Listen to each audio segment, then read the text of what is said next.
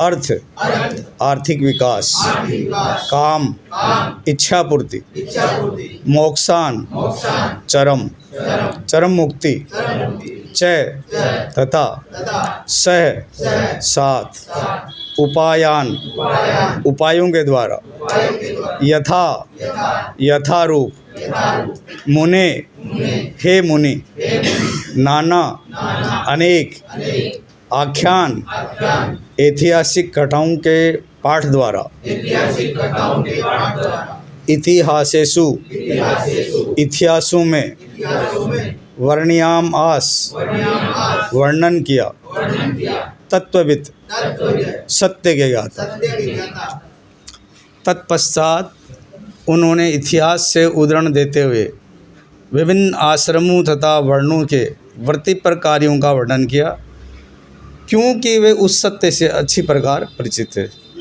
तात्पर्य: पुराणों, महाभारत तथा रामायण जैसे वैदिक ग्रंथों में वर्णित घटनाएं वास्तविक ऐतिहासिक कथाएं हैं जो भूतकाल में कभी घटित हुई थी।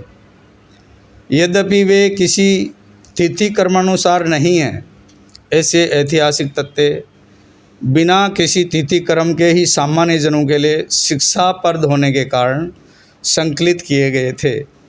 इसके अतिरिक्त ये घटनाएं विभिन्न ग्रहों या यूँ कहें कि विभिन्न ब्रह्मांडों में घटित होती हैं। इसलिए कथाओं के वर्णनों को कभी कभी तीनों आयामों में मापा जाता है। हमें तो इसी घटनाओं से प्राप्त शिक्षाओं से सरोकार होना चाहिए, भले ही वे हमारे ज्ञान के सीमित दायरे के अनुसार क्रमबद्ध न हो। भीष्मदेव ने महाराज युधिष्ठिर के विभिन्न प्रश्नों के उत्तर में इन कथाओं को कह सुनाया। ओम अज्ञानतिमिरान्धस्य ज्ञानाञ्जनशलाकया चक्षुरुन्मीलितं तस्मै श्रीगुरुवे नमः। श्रीचैतन्यमनोभीष्टं स्थापितं येन भूतले स्वं रूपकदा मह्यं ददाति। सौपदान्तिकं वन्देऽहं श्रीगुरोः श्रीयुतपदकमलं श्रीगुरून् वैष्णवंश श्रीरूपं साग्रजातं सहगण रघुनाथान्वितं तं सजीवं सावद्वैतं सावधूतं परिजनसहितं कृष्ण चैतन्यदेवं श्री राधा कृष्ण पादान सहगण ललिता साकां। हे कृष्णा करुणा सिंधु दीनबंधु जगतपते गोपेश गोपिका कांत राधा कांत नमोस्तुते। तप्त कांचन गौरांगी राधे वृंदावनेश्वरी वृषभानुसुते देवी प्रणमामि हरिप्रिय। वंशा कल्पतरुभ्ये कृपा सिंधुभ्यो च पतितानां पावनेभ्यो वैष्णवेभ्यो नमो नमः। श्री कृष्ण चैतन्य प्रभु नित्यानंद श्री अद्वैत गदाधर श्रीवासादि गौर भक्तवृंद। हरे कृष्णा कृष्णा कृष्णा हरे हरे, हरे राम राम राम हरे। सभी भक्तों को मेरा प्रणाम। यहाँ बैठने की मेरी कोई योग्यता नहीं है, उसके मैं कोई लायक नहीं हूँ। एक सिर्फ प्रभु जी के आदेशानुसार मैं थोड़ी सी सेवा करने का प्रयास कर रहा हूँ। तो इस अध्याय का शीर्षक है भगवान श्री कृष्ण की उपस्थिति में भीष्मदेव का देह त्याग। मनुष्य का पूरा जीवन उस एक क्षण की तैयारी है सिर्फ, जो जिस टाइम अपना देह त्याग होता है। पूरे जीवन की परीक्षा है वो। उस टाइम पता लगता है कि भाई, जैसे भगवत गीता में भी बोला हुआ है कि अंत काले छः माह में वह स्मरण मुक्त अगलेरम, कि अंत काल में मेरा स्मरण करते हुए कोई शरीर त्याग करता है, को 100% वो मेरे पास आएगा, रंच मात्र भी उसमें संदेह नहीं है। और जिसका जैसा भाव रहता है उस भाव को प्राप्त करता है। यम यम वापि स्मरण भावम तजन्ते कलेवरम तम तमे वेति कौनते सदा तत्, वैसा ही भाव प्राप्त करता है। और इसमें भी 23वें श्लोक में बोलते ही हैं कि भक्त्यावेशे मनो यस्मिन वाचा यन नाम कीर्तियन, कि जो अंत समय में भगवान श्री कृष्ण का अपने मन को भगवान श्री कृष्ण में आवेशित करके या उनके नाम का कीर्तन करते हुए तजन कलेवरम योगी, जो भक्त शरीर का त्याग करता है तो मुच्चेति पाप काम कर भी, सब प्रकार की काम वासनाओं से या कर्म बंधनों से वो छूट जाता है। तो भगवान साक्षात सामने खड़े हुए भीष्मदेव के, तो नो डाउट वो तो वैसे ही महाभागवतम थे और 12 महाजनों में से एक हैं, तो उनका तो गोलोक धाना निश्चित ही है। लेकिन वो हम लोग को समझा रहे हैं कि शरीर का देह त्याग कैसे करना चाहिए, कैसे भाव उस टाइम रहने चाहिए। यद्यपि उनको तो इच्छा मृत्यु का वरदान था, कभी भी वो शरीर त्याग सकते थे, लेकिन सामने भगवान थे तो तुरंत शरीर नहीं त्यागना चाह रहे थे कि सामने मेरे भगवान खड़े हुए हैं, उनका मैं दर्शन करता रहूं, लास्ट तक करता रहूं। तो भाव ऐसे ही शरीर त्याग का एक उदाहरण मैंने पढ़ा था। जैसे हरिदास ठाकुर थे, तो चैतन्य महाप्रभु के हाथों में उन्होंने शरीर त्याग दिया। हमारे जो आचार्य हैं प्रभुपाद जी, उनकी भी इच्छा थी कि मेरा लास्ट शरीर जो त्याग हुए वो वृंदावन में हुए। तो जब उनका शरीर स्थल पड़ने लग गया था, उस टाइम वो इंग्लैंड में थे, तो इंग्लैंड से वृंदावन में आया कि लेके चलो मेरे को वृंदावन में, वहीं मैं शरीर त्यागूंगा। और सभी भक्तों को पत्र, उस टाइम पत्र व्यवहार चलता था, मोबाइल नहीं था, पत्र लिखा कि भाई सभी भक्त यहाँ आ जाएं। सबको मैं बताना चाहता हूँ उदाहरण से कि शरीर का त्याग कैसे करना चाहिए। तो जो मेन भक्त थे या जो उनसे ज़्यादा, वो सब भक्त वहाँ पहुँचे और प्रभुपाद जी ने वहाँ पर ये शरीर त्यागा। तो शरीर त्याग का कितना महत्व बताया कि शरीर त्याग के समय हमारा भाव कैसा रहना चाहिए। और भीष्म पितामह को उनके लिए नहीं बता रहे, हम लोग के लिए बता रहे हैं। तो हमको समझना चाहिए कि पूरे जीवन हमको, और भगवान ये बोलते भी हैं कि पूरे जीवन भर मेरा नाम लोगे तो लास्ट में मैं अपने आप आपके पास आऊँगा। तो देखो भगवान उनके सामने आए हैं, चैतन्य महाप्रभु ने हरिदास ठाकुर के सामने गए हैं। और इसमें भी बोला है ना श्लोक में, वो एक 2-3 श्लोक पहले ही था ना, जब सरसैया पे लेटे हुए थे, युधिष्ठिर से तथा करने शयनम सर पंजरे। तो उस टाइम वो सरसैया पे लेटे हुए थे, तो उस टाइम युधिष्ठिर महाराज उनको बोलते हैं कि विविध धर्मों के बारे में हमको बताइए। तो विविध धर्मों के बारे में बताते हैं। सबसे पहले धर्म अर्थ काम, ये शुरुआत यहीं से होती है। धर्मार्थ काम मोक्षाम से सहोपायान यथा मुने नाना आख्यान इतिहासेषु वर्ण्याम मास तत्वविद है कि धर्मार्थ ये 4 पुरुषार्थ हैं, इनके बारे में बताया है। और सहोपायन मतलब भीष्म पितामह ने 4 पुरुषार्थों के जो उनसे प्राप्त होने वाले साधनों, उनके साधनों सब है। यथा मुने, मुने मतलब युधिष्ठिर महाराज को बोलते हैं। नाना आख्यान मतलब बहुत सारे आख्यान बताते हैं, इतिहासों में जो इतिहासों में वर्णित है वो वर्ण्याम मास तत्वविद। तत्वविद मतलब भीष्म पितामह तत्व, जो परम सत्य के ज्ञाता उनको यहाँ तत्वविद बोला हुआ है। तो उन्होंने बहुत सारे ऐसे बताएं। तो जैसे युधिष्ठिर महाराज ने उनको बोला कि भाई विविध धर्मों के बारे में हमको बताइए। तो सबसे पहले उन्हें 4 वर्णों के बारे में बताया, 4 आश्रमों के बारे में बताया। जबकि भगवान की प्रणाली है स्थापित की हुई है वर्ण और आश्रम की। भगवद गीता के 4थे अध्याय में बोलते हैं, श्लोक है ना, चातुर्वर्ण्य मय सृष्ट गुण कर्म विभाग से। भागवतम में सुत गोस्वामी 88,000 ऋषियों को बोलते हैं, अतः पुंभी द्विश्रेष्ठा वर्णाश्रम विभाग से सवनुतिष्ठ से धर्म से समसिद्धि हरितोषणम। का मनुष्य जीवन का तुष्टि उसी में है कि वर्णाश्रम के अनुसार भगवान की भक्ति की जाए। और प्रभुपाद जी का जो हम लोग लेक्चर सुनते हैं, तो उसमें 10 लेक्चर सुनते हैं, उसमें 3 या 4 लेक्चर में तो वर्णाश्रम के ऊपर वो बोलते हैं। वर्णाश्रमाचारवता पुरुषे पुमान, एक वो श्लोक है जिसमें प्रभुपाद जी का वहाँ छवि भी लगा हुआ है। इसका मतलब प्रभुपाद जी के वो हृदय में वर्णाश्रम स्थापित है और उन पे पूरा जोर दे रहे हैं। और इसमें भी वो भीष्मदेव भी यही बोल रहे हैं कि 4 वर्णों और आश्रमों का एकदम, इसमें तो 4 श्लोक में पूरा कर दिया है भीष्मदेव ने अपने। बाकी जो शांति पर्व है महाभारत में, उसमें 365 अध्याय हैं। तो सोचो कितना ज़बरदस्त, कितना डिटेल में बताया है। तो हम लोग को भी, और हमारे गुरु महाराज हैं वो भी वर्णाश्रम पर बहुत ज़्यादा जोर देते हैं। तो हमको भी इसके प्रति थोड़ा गंभीर होना चाहिए। कारण ये वर्णाश्रम में रह के हम यदि भगवान की भक्ति करेंगे तो भगवान को पहुंचने का ये सरलतम उपाय है। जैसे हम लोग 10वें फ्लोर पे जा रहे हैं, एक तो सीढ़ियों से जा रहे हैं, एक लिफ्ट से जा रहे हैं, तो ये भगवान तक पहुंचने की लिफ्ट है, मतलब कि इससे हम जल्दी से जल्दी वहाँ पहुँच सकते हैं। कर्मों की गति बहुत गहन है, हम पता नहीं हम लास्ट समय हमारा कैसा रहेगा वो हम नहीं समझ पाएंगे।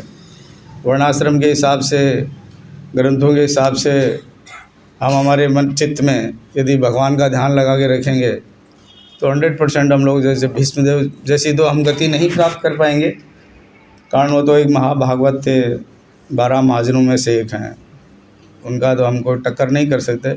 लेकिन ऐसा पक्का है कि हमको वो शायद वापस जन्म नहीं लेना पड़ेगा।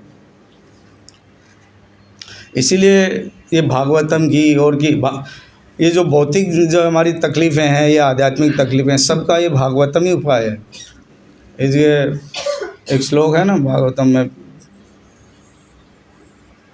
पहले स्कंद में 7वें अध्याय में, सर अनर्थो उपशमम साक्षात भक्ति योग अधोक्षजम, जो अधोक्षज भगवान है उनकी भक्ति करने से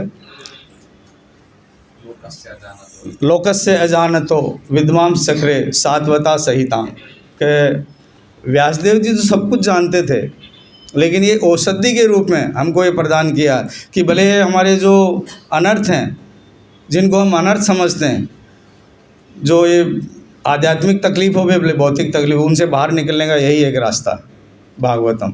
और वेदव्यास जी को क्या जरूरत थी भागवतम लिए, हमारे लिए लिखे है ना, उनके सुनने मात्र से। उसके अगले वाला श्लोक है, यस्याम ये सूर्यमाणायाम कृष्ण परम पुरुष भक्ति उत्पद्यते पुंस, कि हर जीव की भक्ति उत्पन्न होती है, भक्ति के भाव अंकुरित होते हैं, और जो हमारी शोकमय और भय की जो अग्नि है वो उसे तुरंत शमित हो जाती है। तो कितना बड़ा हम लोग को हमारे आचार्यों ने, प्रभुआ जी ने रात रात भर जग करके ये भागवतम लिखी है, और इसमें ऐसे ऐसे दृष्टांत हैं, भीष्मदेव का है, युधिष्ठिर महाराज का है, ध्रुव महाराज का है, पांडवों का कितना ज़्यादा चित्रण किया हुआ है, कुंती महारानी की प्रार्थनाएं हैं, कितनी अद्भुत अद्भुत प्रार्थनाएं हैं, अर्जुन की हैं। तो हमको ये पढ़ना चाहिए और भगवान के बारे में जानना चाहिए। ऐसे इनमें जो मैंने बताया है कि भाई अलग अलग उदाहरण दे करके, तो ये उदाहरण एक्चुअली तो महाभारत के उदाहरण हैं, तो लेकिन मेरे को 2-3 एग्जाम्पल्स थोड़े बहुत याद आ रहे हैं, वो मैं बताता हूँ आपको। जैसे उड़ीसा में एक मुसलमान था, तो वो खाजा बनाना बहुत अच्छे से जानता था, लेकिन जगन्नाथपुरी के मंदिर में मुसलमान को, फॉरेनर्स को अलाउ नहीं है। तो वो खाजा बना करके ले आए कि मैं भगवान को भोग लगाऊंगा। जगन्नाथ जी को सबसे ज़्यादा खाने का शौक़ है, इसलिए हमको भी जब ये प्रभु जी यात्रा का अनाउंसमेंट करते हैं कि जगन्नाथपुरी जाएंगे तो हम भी खुश हो जाते हैं कि वहाँ बहुत सारा खाने को मिलेगा, कारण भगवान जगन्नाथ जी खाएंगे तो हम भी खाएंगे। लेकिन वहाँ के पंडे और ये सब इतने ज़्यादा वो है उनके, और दादागिरी टाइप है कि वो किसी को जाने नहीं देते, और वो पहले से चला आ रहा है तो उनको जाने नहीं दिया। लेकिन उनके भाव इतने प्रगाढ़ थे कि मैं कैसे भी भगवान को भोग लगाऊं। तो भगवान तो अंतर्यामी है, भगवान तो सब कुछ जानते हैं। यद्यपि वो जात से मुसलमान था, लेकिन बोले नहीं, उनका भोग तो मैं स्वीकार करूंगा। तो जगन्नाथ जी रात में एक कुत्ते का रूप धारण करके जाते हैं और वो खाजा उनका खा रहे थे।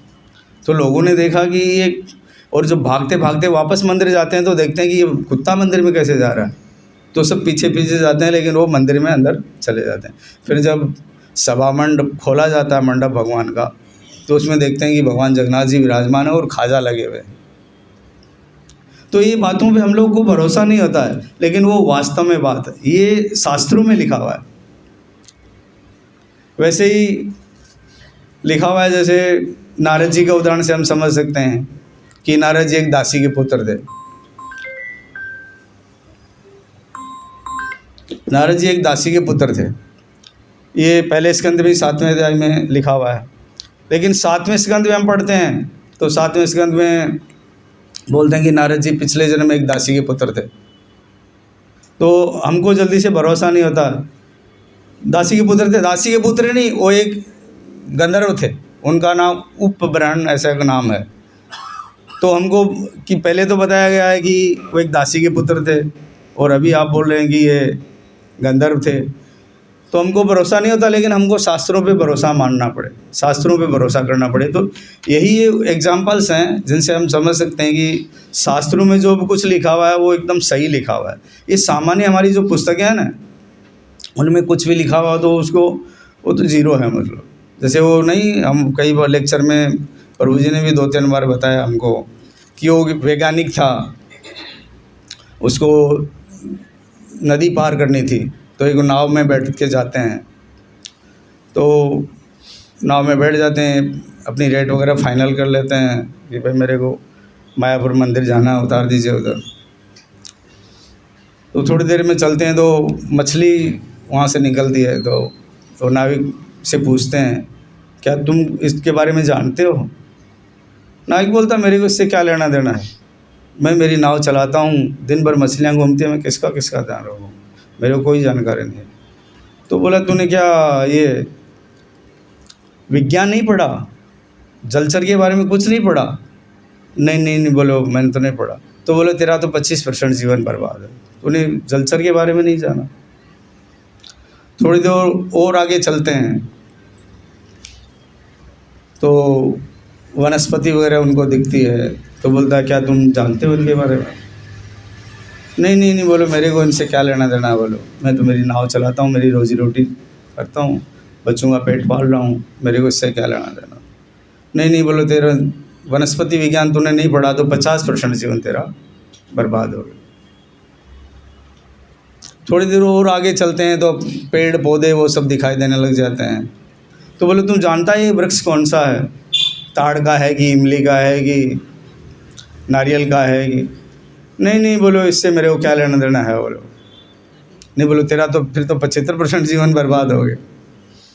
थोड़ी देर में एकदम घनघोर बादल छा जाते हैं, तेज़ हवाएं चलने लगती हैं, बिजली कड़कने लगती है।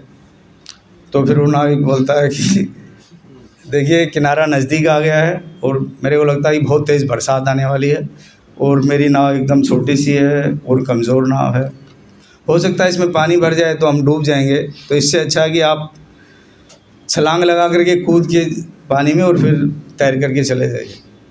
नहीं बोलो ऐसा कैसे हो सकता है, मेरे को तो तैरना आता ही नहीं है। तो बोले पूरा तेरा तो 100% जीवन बर्बाद है। तो इससे मतलब कि जो वनस्पति विज्ञान है, जलचर विज्ञान है, वो हम लोग को स्कूलों में पढ़ाया जाता है, अकबर के बारे में पढ़ाया जाता है, बीरबल के बारे में पढ़ाया जाता है, उनका कोई मतलब नहीं है।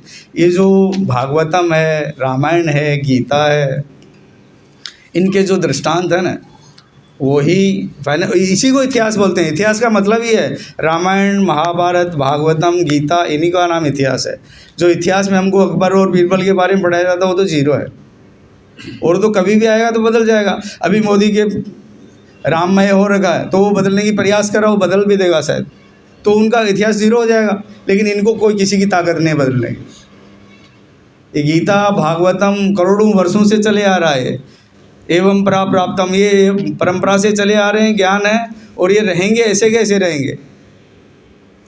तो हम लोग को इसमें और भी एक जगह दृष्टांत है अश्वत्थामा का, और उनका है कि वो वेद व्यास जी के अभी भी वो जीवित हैं। तो हमको जल्दी से भरोसा नहीं होता है कि इतने दीर्घ काल तक कोई कैसे जीवित रह सकता है, लेकिन ये शास्त्रों में लिखा हुआ है, इसलिए हमको मानना ही पड़ेगा। तो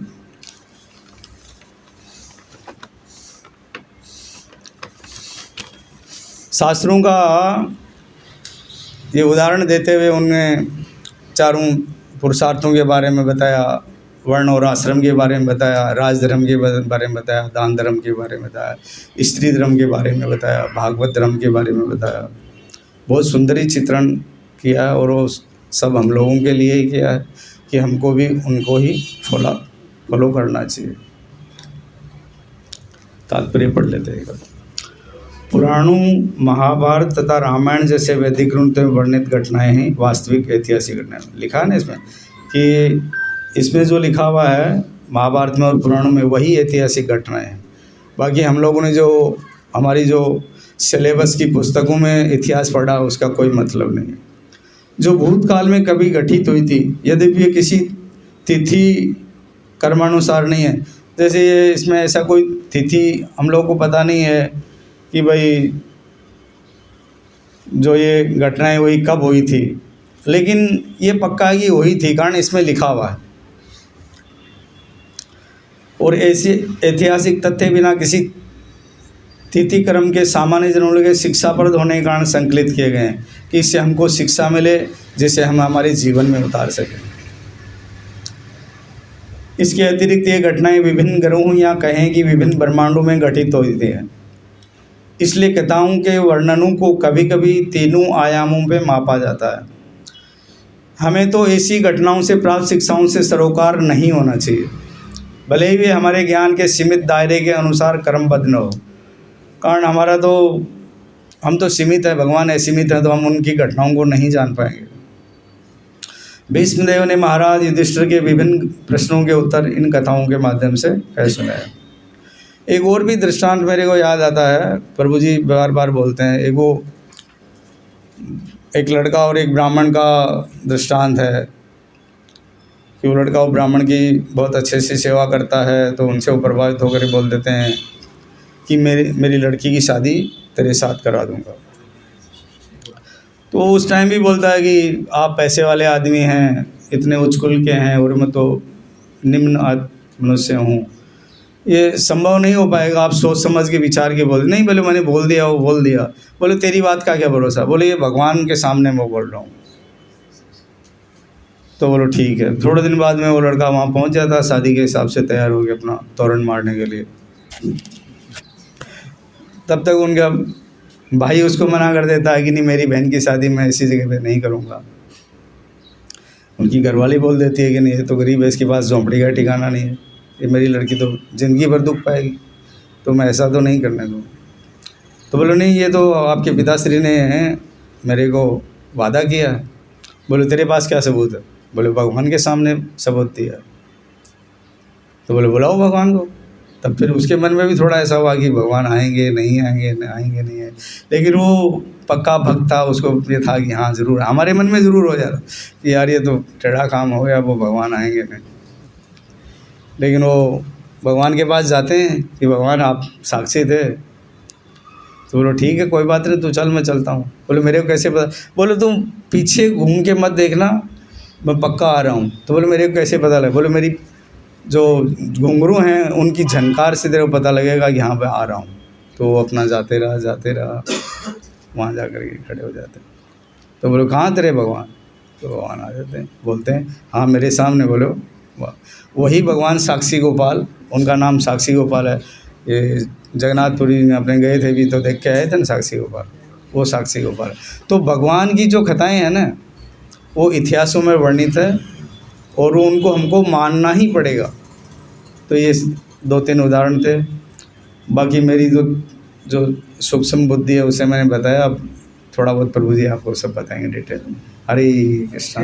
वंशा कल्पतरुभ्यश्च कृपा सिंधु पतितानां पावनेभ्यो वैष्णवेभ्यो नमः।